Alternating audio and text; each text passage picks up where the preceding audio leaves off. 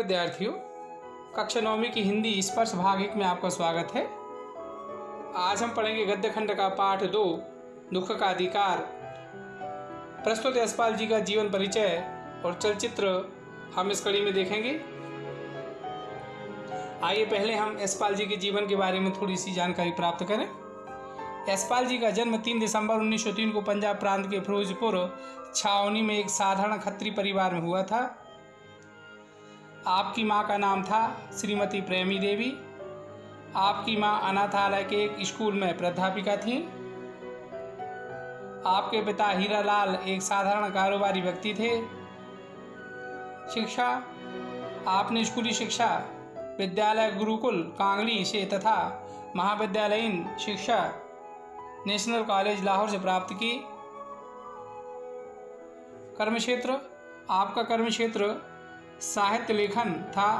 आपने अनेक उपन्यास, निबंध, कहानियाँ आदि लिखी।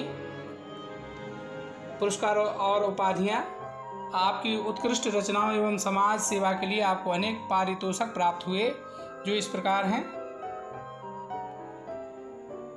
देव पुरस्कार, सुवेतलैंड नेहरू पुरस्कार, मंगला प्रसाद पारितोषिक तथा पद्म भूषण।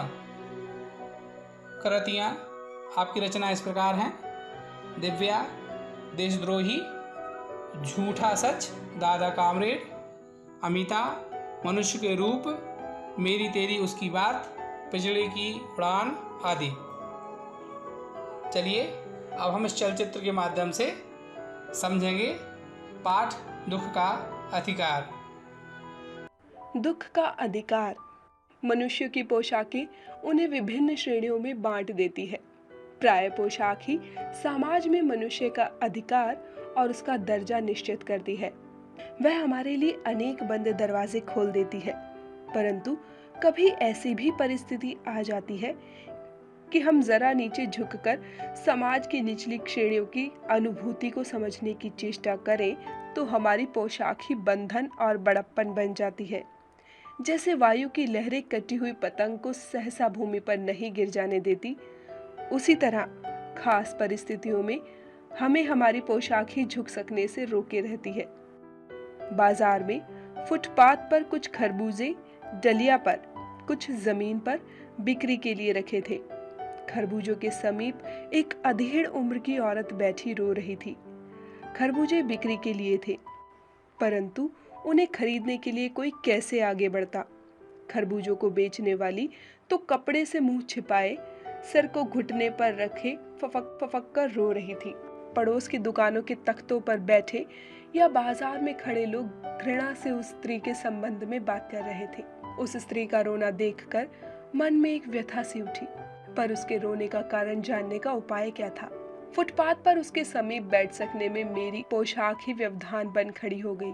एक आदमी ने घृणा से एक तरफ थूकते हुए कहा, क्या जमाना है, जवान लड़के को मरे पूरा दिन नहीं बीता और यह बेहया दुकान लगाकर बैठी है।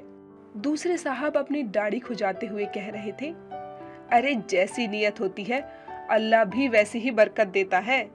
सामने के फुटपाथ पर खड़े एक आदमी ने दिया सलाई की तीली से कान खुजाते हुए कहा, अरे इन लोगों का क्या है, ये कमीने लोग रोटी के टुकड़े पर जान देते हैं। इनके लिए बेटा बेटी, खसम लुगाई, धर्म ईमान सब रोटी का टुकड़ा है। परचून की दुकान पर बैठे लाला जी ने कहा, अरे भाई, उनके लिए मरे जिए का कोई मतलब ना हो, पर दूसरे के धर्म ईमान का तो ख्याल रखना चाहिए। जवान बेटे के मरने पर 13 दिन का सूतक होता है और यहाँ सड़क पर बाजार में आकर खरबूजे बेचने बैठ गई है। 1000 आदमी आते जाते हैं, कोई क्या जानता है कि इसके घर में सूतक है। कोई इसके खरबूजे खा ले तो उसका ईमान धर्म कैसे रहेगा। क्या अंधेर है। पास पड़ोस की दुकानों में पूछने से पता लगा उसका 23 बरस का जवान लड़का था। घर में उसकी बहू और पोता पोती है।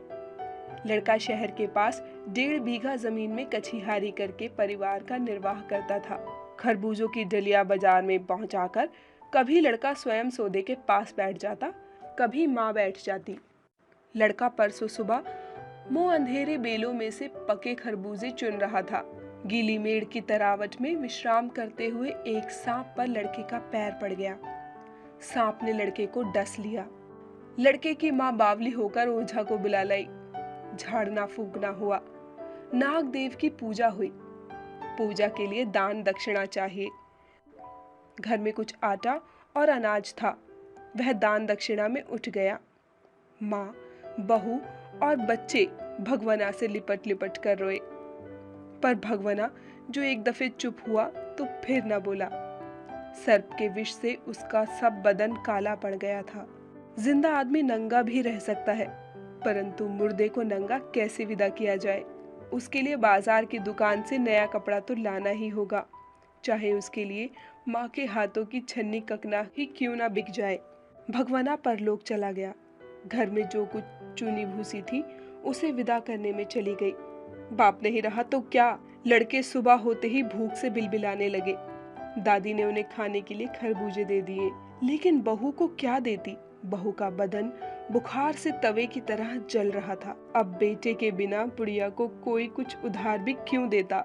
बुढ़िया रोते रोते और आंखें पोंछते पोंछते भगवाना के बटोरे हुए खरबूजे डलिया में समेटकर बाजार की ओर चली। और चारा भी क्या था? बुढ़िया खरबूजे बेचने का साहस करके आई थी, परंतु सिर पर चादर लपेटे, सिर को घुटने पर टिकाए हुए फफक फफक कर रो रही थी। कल जिसका बेटा चल बसा, आज वह बाजार में सौदा बेचने चली है।